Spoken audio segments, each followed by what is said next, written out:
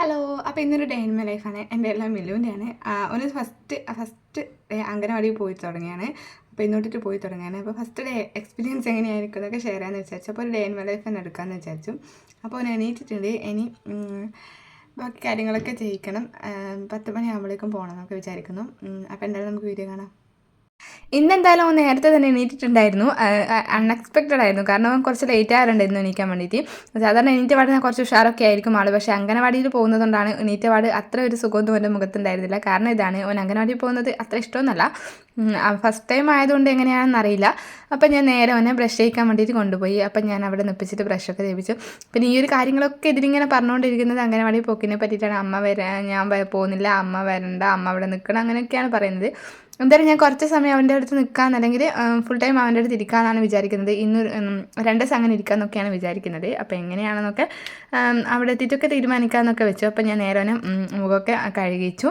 പിന്നെ ഫുഡ് കൊടുക്കാൻ വേണ്ടിയിട്ട് പോയി. അപ്പോൾ വെള്ളാപ്പം തലേന്നത്തെ മീൻകറി ആയിരുന്നു കേട്ടോ. അപ്പോൾ ഞാൻ വിചാരിച്ചു മീൻകറി അങ്ങനെ അത്ര ഇഷ്ടമല്ല. അപ്പോൾ ഞാൻ വിചാരിച്ചു വെറും വെള്ളാപ്പം മാത്രം കൊടുക്കാമെന്ന്. വെള്ളാപ്പം മാത്രം കഴിക്കാൻ അവന് ഇഷ്ടമാണ്. അതായത് ടി വി ഒക്കെ തുറന്നിട്ട് ഫുഡ് കഴിക്കാൻ വേണ്ടിയിട്ട് റെഡിയായി നിൽക്കുന്നുണ്ട്. അപ്പോൾ ഞാൻ നേരെ ഓൻ്റെ അടുത്ത് വെള്ളാപ്പൊക്കെ മുറിച്ചിട്ട് ഓൻ്റെ ഒരു പ്ലേറ്റിലാക്കിയിട്ട് ഓൻ്റെ അടുത്ത് തന്നെ വെച്ചു കൊടുത്തു. അപ്പോൾ ഞാൻ വിചാരിച്ചു ഓൻ ഒറ്റയ്ക്ക് തന്നെ തിന്നോട്ടെ എന്ന് വിചാരിച്ചു. ഓനിടയ്ക്ക് അങ്ങനെ തിന്നാറുണ്ട്. പുട്ട് മാത്രമാകുന്ന ടൈമിലാണ് വാരി കൊടുക്കാൻ വേണ്ടിയിട്ട് നിർബന്ധമുള്ളൂ. അല്ലെങ്കിൽ ഓൻ തന്നെ എടുത്ത് തിന്നാനൊക്കെ ഇഷ്ടമാണ്. ഓരോ മൂഡ് അനുസരിച്ചിരിക്കും കേട്ടോ. അപ്പോൾ ഞാൻ നേരെ അവനെ കുളിപ്പിച്ച് റെഡിയാക്കിയൊക്കെ ചെയ്തിട്ടുണ്ടായിരുന്നു. ഫുഡൊക്കെ കഴിഞ്ഞപ്പോൾ ഞാനും കുളിച്ച് റെഡിയായി.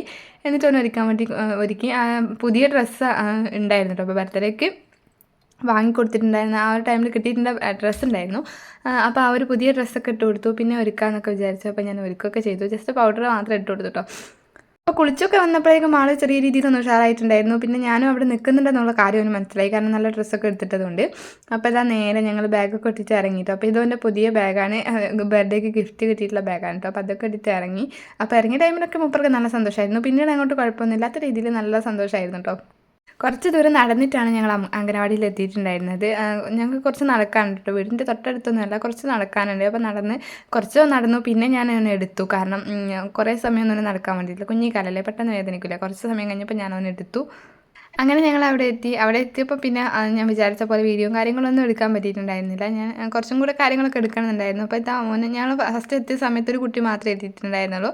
അപ്പോൾ അന്നേരം അത്ര ആക്റ്റീവ് ഒന്നും ആയിരുന്നില്ല. എങ്കിലും ഇങ്ങനെ ഓരോന്ന് തത്താവിത്തെ കളിയൊക്കെ ഉണ്ടായിരുന്നു. അങ്ങനെ അവിടെ ഇങ്ങനെ ഇരുന്ന് കളിക്കുകയും ഇതാക്കുകയൊക്കെ ചെയ്തു. കുറച്ച് കഴിഞ്ഞപ്പം ആൾ ഭയങ്കര ആക്റ്റീവായിട്ടോ.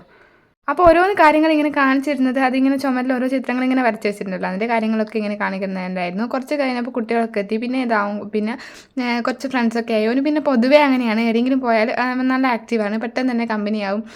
അങ്ങനെ കൂട്ടത്തിൽ കൂടാതെ നിൽക്കുന്ന ടൈപ്പൊന്നുമല്ല കേട്ടോ. ഞാൻ അംഗനവാടിയിലാക്കിയിട്ട് ഞാൻ തിരിച്ചു പോന്നു കേട്ടോ. കുറച്ച് സമയം കഴിഞ്ഞപ്പോൾ ഒരു 11 മണിയായപ്പോൾ ഞാൻ തിരിച്ചു പോന്നു. ഒരു 12 മണി അങ്ങനെ ആയിട്ട് കൂട്ടാൻ പോകുന്നു. ഇപ്പോൾ 12 മണിയാവാനായിട്ടോ. അപ്പോൾ ഞാൻ വിളിച്ചൊക്കെ ടൈമിൽ കുഴപ്പമൊന്നുമില്ലായിരുന്നു.